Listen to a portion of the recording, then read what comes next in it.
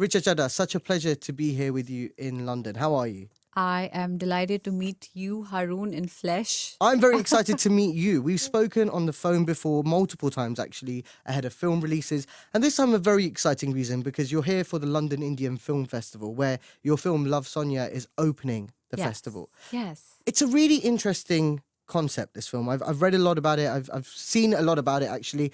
But it's not the first time a film's been made on human sex trafficking. What makes this one different? It's the first time it's so visceral and so honest.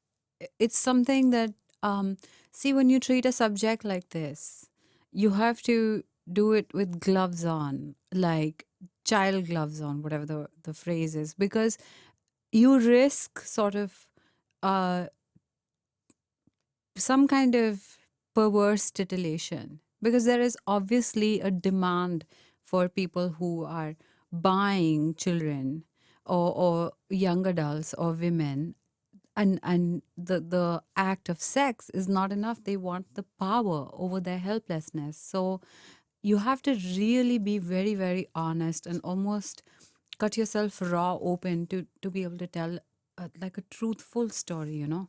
But at the same time, a film like this is opening at a festival like this, and it's going to have a theatrical release in September this year.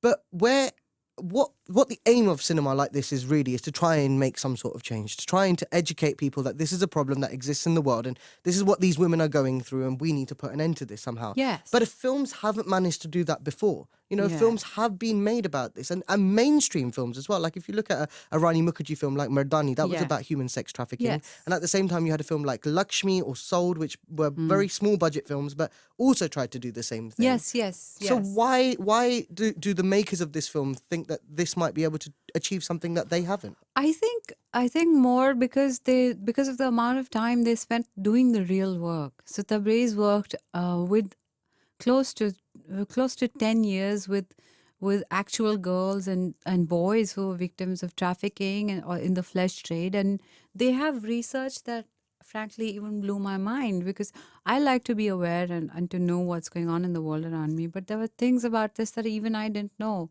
And I really have to credit this film for making a change in my life, because I started to take activism a lot more seriously. When I finished the filming in LA, I went back. We did a small crowdfunding campaign for 4 girls who were victims of rape and trafficking with this like crowdfunding thing called Keto. And you hear their stories, and it's you don't think that what they've gone through is a human experience. You know those videos you see from PETA where animals are being ripped, their skin is being ripped out for fur or for leather. It's akin to that. At the same time, you mentioned something really interesting in that answer, which is that you said you're interested in what's going on in the world. Yes. And as an artist, as a performer, that's not something we hear every actor say. You know, it's quite Yes. interesting that you are known for having an opinion on things, and somehow that's not always made you the most likable person in the industry, has it? I don't know if it's that I'm not likable. I think it's more that they are just afraid that, you know, why is she speaking? She should just, you know, wear a make like click a selfie and put on some lipstick and do her thing. You know But what I mean? there is a way of being able to do both, no? You are a glamorous actress. You do fit the quota of being beautiful and looking good on the screen, and at the same time, But Haroon, do you think Indian men like women who have an opinion? I'd like to think they do, but I think you're going to tell me differently.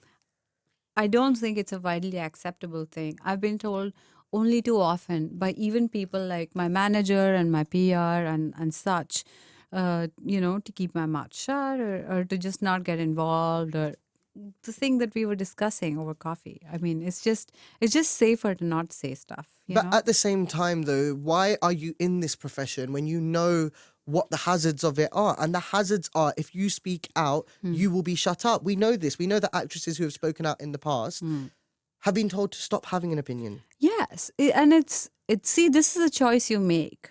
I wake up and I decide that I know what's going on in the world, and I'm going to use my privilege and my vantage point to shine whatever light on the things that I see that are going wrong.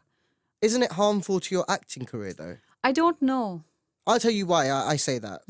having looked at your filmography and having watched several of your films, the way you started off maybe 5 years ago, well, I won't count Oi Lucky Lucky Oi, but if we look at Gangs of Wasseypur and where you went from that, you started working with bigger directors and producers and banners, you know, whether that be Ram Leela or whether that be Fukre, which was produced by Farhan Akhtar. Somehow, though, things you were saying in the public eye were upsetting certain camps or were upsetting certain people. You know, you think? outed Karan Johar as having offered you the mother's role in Agnipath, for example. Not really him. But the I don't think banner. he knows. Oh, he doesn't know? No, it was actually the casting director on the Okay. film that who knew me. Okay. So yeah, I don't think he knows because they don't really look into casting of peripheral actors and such. Okay. Well, then, what I mean by that is you've spoken about your experiences honestly and openly and where things have worked and haven't worked for you. And you're not really supposed to do that. As a leading actress in Bollywood, you're Yeah, you're supposed to not. pretend like everything's fine. Yeah, it's like this sort of hypnotism of normalcy, you know? Are you trying to break or shatter the illusion of what Bollywood is for several people? No, I'm just trying to be honest and give an insider's perspective. It's not as rosy as it looks. When people ask why Bollywood actors or actresses do not take a stand, we have to look at the facts. Institutionally, we don't have unions. We don't have anyone protecting us. We don't get royalties from the films we do. It gets really risky. And we're living right now in a society where whistleblowers are just we get rid of whistleblowers. No one's kind to them. So I don't judge Another or person's... grudge another person's silence. Sure. Because I don't know, maybe they're afraid that they won't get work again. Maybe they're afraid that they could get shot down. But then you know? how do actors or how do people such as yourself make change when there's such a small pool of performers actually speaking out? I mean, I could count on one hand you, Kangana Ranaut, Swara Bhaskar, Kalki to an extent, Radhika to an extent maybe, and then I'm out of those who actually speak out. Yeah. So how are 5 people on one hand gonna make change? Aren't you... I don't know, but I mean, I know that if I don't, it's even worse. Wouldn't it be an easier ride for you if you didn't? Yes, it would be. But you're not here for the easy ride. No, I'm not here for a tough ride. I'm here for an honest ride. It's life. You have to talk about what... And the thing is, you know, Haroon, I don't think that I would shy away from expressing myself if I was not an actor, if I was not a celebrity, if I was not somebody who was well known. Yeah. I'd probably speak even more. You know, actually, I was watching this interview yesterday with Dia Mirza. And Dia Mirza is not somebody who, in my mind, is overly political. But I was watching this interview and it was about Sanju and she was promoting it. And she said something really interesting. She said, as human beings, we are political beings. We all have an opinion on something. And there's politics in everything, whether that be entertainment or sport or general current affairs. There's politics in everything. So why should we not talk about our political stance? Why should we not talk about a political point of view? But really, to me, it rang alarm bells because I thought, well, people will judge you for having an opinion or they will choose to watch or not watch your films for having an opinion. And that then becomes harmful to the business of your film, to the finances, to the producers. Yes. So do you not have a responsibility to them to control your political stance? Which is why I think some of the bigger stars shy away from expressing themselves. See, when I speak, hundreds and 200s and 400 crores are not riding on me. Maybe 100 crores, okay, for Fukre. But I don't think that my audience who will watch Fukre will get so troubled by my opinion on Me Too or on the environment or the current. And my audience accepts me as I am. But if I was bigger, if I was one of those massive stars who've been ruling the roost for 25 years, maybe I'd watch my words. Yeah. I mean, there's been several issues that you've spoken out about, and Me Too being one of them. In fact, you wrote a whole blog on the Me Too movement and where it is in India and why it's not really moved anywhere. Why has it not moved anywhere? That's the basic question I want to ask you. Again, see, this is again a question of royalty. There are a few girls I know who did get out, name names, but the way the industry functions is that there's the press, there's a silent nexus. Maybe the editor will call the top star and say, "Hey, we're doing this story." The star will say, "Please bury it. It happened years ago. I don't know, my family, blah, blah, blah." They'll cry. The end result of that might be that the person who made the complaint, the victim, not only will they not get justice, but the victim will be shamed and bullied and lose livelihood. And that is not just livelihood for you to buy a big expensive bag. It's things that you're doing to support your family, to put bread on the table, you know? You know, So from what I've noticed is if you speak out and if you out someone or you out an issue, not even just the Me Too, wider than that, any issue, you're boycotted by the industry itself. They don't boycott the perpetrator, they boycott the accuser. And that's something yes. I've seen happen time and again, whether that was the nepotism row or Me Too, even. If you You know, name. that's something we have in common. What's that? Like what we were discussing when I was going through Misha's timeline after she Yeah. outed. So here we're talking about Misha Shafi and Ali Zafar, a Yeah, Pakistani sorry. singer who Yeah. outed a Pakistani actor for sexual Yeah. misconduct. Yes. Now, did you see her comments? Indians and Pakistanis want to believe they hate each other, but we're united by misogyny. We're united by how we treat our minorities. We are united by disparity. We are united by corruption. I mean, I have to It's just- too much. I have to just add in there, Ali Zafar, of course, denies all claims of sexual misconduct. I have to add that in because at the moment they're both they're having a legal dispute at the moment. Yeah, and we but must add that I in. would like to add an asterisk to that. A few years ago, on Twitter, there were a few tweets that alleged, again, misconduct against Ali Zafar. And I don't have anything against him. I don't know him. But it's just that I know that a mother of two knows that she will open the floodgates to trolling and abuse if she speaks about anything like this in a culture such as ours. Do you think your profession can help in any way? Do you think? I hope so. That's why I speak, Haroon. That's why I. What about through the actual art? Yes, there are people who will watch it's funny. There will be somebody who will watch a Masan and develop a better relationship with their father, or But then- father. Yes, But then, for example, like a Ram Leela, Yeah. there was a lot of people. A lot of people had a lot of issues with the gang rape scene in Ram Leela. yes. It was not a rape that culminated. Yes. But a lot of people had a lot of issues Yeah. with the portrayal of that. So how careful do you have to be when you're looking at a script about the social messages that something might be sending? See, we live in a world of contradictions. Some days I feel like wearing makeup is an act of rebellion because the woman is not supposed to look good. And then maybe some hyper feminists get angry because a woman is supposed to be more than her lipstick. So I try to do what I feel is honest and truthful to me and to maintain integrity there. My life is full of contradiction. The work I do is full of contradictions. How seriously do you take, not fame, but your acting career? How seriously do you take acting? Do you take activism or acting more seriously? I take acting more seriously because I am an actor. I'm not an activist. And if I wasn't an actor, I wouldn't be sitting here being able to discuss all these issues about activism at all. Can I talk about your acting for a moment? And Yes. I'm something I really want to know is, you've done big banner films and I've spoken about those, but over the last 2 years, you focus more on slightly more smaller budget films that Yeah. maybe took a lot longer to shoot because finances were limited and those films didn't perform, In fact, No, that's I don't really care about that. I'll tell you why. Because the way the industry is structured right now, there's a bottleneck for the release of smaller films. So even before a film releases, you kind of know its fate. but some of these films didn't even receive critical acclaim. Like if I talk about Dastev or Gia or Gia, Yeah. the reviews weren't good. I mean, Yeah. unfortunately, neither of those got UK releases, so I haven't been able to see those two films myself. I'm at this glad you point, didn't but- see Georgia, but Dastev is not a bad film at all. Okay. What I want to know is when you invest so much trust in a director and a filmmaker, or you invest so much of your time, and invest it when you know that you could have done a role in a bigger film. To be honest, it's not like you're not getting offers from bigger companies. No, but Haroon, it's very difficult to break into a bigger film. I'll tell you why. Because there's a line of like FOB star kids who are waiting to be launched like missiles into the world. And that's really the reality of our business.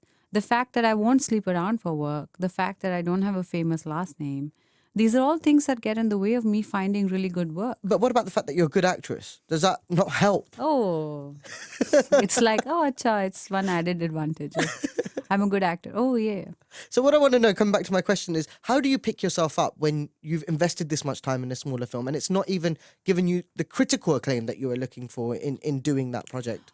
Well, some of these films are just mistakes. Like I would think that Georgia I would not be proud of that on my filmography. But then when I read the script, both Kalki and I, and And you're both good actresses. exactly. So look at it. I mean, we wouldn't choose a bad script. Yeah. We choose a really good script that maybe went wrong somewhere along the way. And these are sometimes like Georgia was shot in 2014 and it released last year. You know what I mean?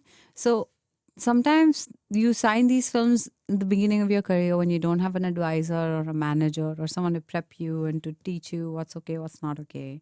And then they come out later and then Yeah. they bomb and you're just left there wringing your hands. I want to ask you, the distribution model in India has changed drastically since the time you started off as an actress. Not really. I tell you why, because you've now got the emergence of streaming services and digital. And I'm happy to say that I did India's first original show. Which was Inside Edge. Yeah. So that's what I want to talk to you about, is you've mentioned now that there are roadblocks when it comes to breaking through in big banner mainstream movies. Definitely. But there is now a completely alternative platform to Yes. showcase your work. Yeah. Is that good? Is it promising? Or is it just diverting the issue? The issue here is that star kids get preferential treatment in the country. But instead of getting those roles in the big movies, you're having to go to the digital platforms or go to streaming services. But I see, the thing is, when we start out wanting to be actors and moving to Bombay, I, for one, knew that it's never going to be a level playing field. And I got into it knowing that. Can I magically use my wand and change the business overnight? No, it's not going to happen. But maybe by the time my kids grow up, if I have children, it might be better. And the second point is, I don't think of a streaming service as a demotion. I don't either. I think of myself as a visionary who trusted this and went with it before when other people said, oh, this is a web series. It's not a web series. It's not a web series. It's something that gives me an audience in Kenya and in Morocco and in Turkey and in USA. And I'm aware of it. I'm headlining a show for Amazon. It's a huge deal. The minute people get over... See, what the other problem we have in Bombay is that we think films are just the best thing that can ever happen to an actor. The truth is, the film business itself needs serious overhauling and servicing. Because right now, only a fraction of the films that are released make money. Because we have bottlenecks like P&A, publicity and advertising. If I do a Masan in 3 crores, it takes 5 crores to release it. And that's not fair, But that's the stuff that needs to change. We need more help from the government, for instance. The taxes on films has just gone up. We are the most highly taxed industry in India. We pay 51% exhibitor tax. 51%. Which means if I make a film in $10, for it to be break even after P&A, I will have to hit a 25. And that gets very difficult today because ticket prices are really expensive. The number of screens is just reducing. You might keep hearing about date clashes at the box office. Why does that happen? Because we don't have enough screens. We're not like China. And this is a thing that even the US has figured out, that the Chinese box office is large. So we don't have enough screens. The screens that we do have, we don't have enough single screens. We're eliminating an entire class of people because the tickets are so expensive. These tickets are costing 250, 300, 500 rupees a head. That means for a family of 4, it'll cost about 5 grand to just go to the movie on a weekend. And that's 1/10 of somebody's salary or 1/5 of someone's salary if they're making 50,000 rupees in a month. But you're a visionary. You saw that very early on when Amazon was just kind of entering India and was just kind of coming aboard in making productions there. I was with Saif Ali Khan last week and he's now doing Netflix's first original production from India. And he said to me that, every second man has got a phone or a tablet in his hand and he's watching and consuming media of all sorts. Yeah. How have you seen consumption of entertainment change in India since the introduction of streaming services in the country? Oh, it's really changed. And it helps in a strange way with piracy. because the the turnover for piracy in India, uh, from if I have stats from 2 years ago, right, was about 3 times the turnover of Bollywood, the annual turnover. So piracy is not something that we've been able to crack at all. So when you have something available to you for free, you don't have to buy the 100 rupee CD that comes out on that Friday, which is a bad trend. Somebody shadily recording something in a movie hall, and the same film is available to you in a legit way on the palm of your hand for paying 500 or 1,000 rupees for the whole year. A lot of people will turn to that, and they have. So I want to come back to the festival actually, because what streaming has done in a lot of ways is offered smaller filmmakers, distributors, producers a platform, a distribution model to get their films out to be seen. And actually, that was the whole point of film festivals quite a few years ago, was to give filmmakers that chance to exhibit their films to distributors, Yes. potential buyers of their film. Is there a need for film festivals anymore when you have alternative distribution models? No, there is. And it will be for the next, at least for the next 10 years, because they're not just, a festival is not just to sort of course, there's a market. Like in Cannes, you have the Dumarche, where people present their films and make pitches and get proposals and funding for their films or pick up producers. But the whole other aspect of finding validation for your work, one of the highlights of my career was getting a standing ovation at Cannes. Yeah. People may not remember, it may not be anywhere, but I know what it meant to me, and to the film fraternity. So that's what I think film festivals are also there for, to award talent, to make people feel validated, because I don't know about back home, the awards. Let's not go there, Richa. Let's not go there. We're doing so well. We're so positive, ending on such a good note. Let's not go back to those award shows. But hey, look, I think that there is a promising future for the Indian film space at the moment. And I think festivals like today are important, myself personally. Yes, I do, absolutely. though, think that Netflix and Amazon have offered an alternative. I mean, a film like Brahman Naman, which was actually by somebody involved very closely with this film festival, got a distribution deal with Netflix off the back of showcasing at a festival. Or something like Lust Stories, which is a Netflix original film that's just come out, has got a distribution model that it wouldn't have got theatrically. So I think that maybe it will actually help smaller producers. Yes, it will. In this regard, definitely. But will it phase out film festivals in an absolute way? I don't know about that. I think they will both coexist. What we'll do is we'll come back and we'll chat in another year's time and see where Yeah. film festivals are then. Yeah. Richa, it's been a pleasure. Thank you so much. Thank you, Haroon. Thank you.